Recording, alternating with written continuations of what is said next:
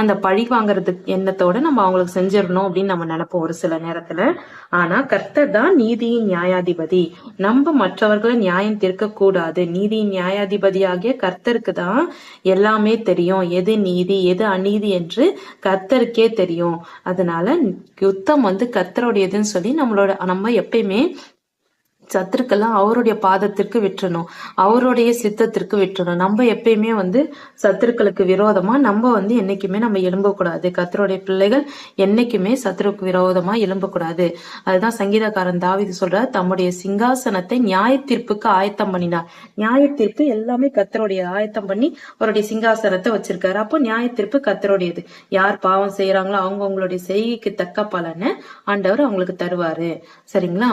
அடுத்தது, அவர் பூச்சக்கரத்தை நீதியா நியாயம் தீர்த்து சகல ஜனங்களுக்கும் செம்மையாய் நீதி செய்வார். இந்த உலகத்தையே என்ன பண்ணுவார்? அவர் நீதியா நியாயம் தீர்த்திருவாரு. எல்லா ஜனங்களுக்கும் செம்மையாய் நீதி செய்வார். ஒருத்தரை கூட அவர் விட மாட்டார். எல்லாருக்குமே அவங்களுடைய செய்கைக்கு, இப்ப நான் என்ன செய்கை செய்திருக்கணும் அதற்கு தக்க நியாயம் தீர்ப்பாரு.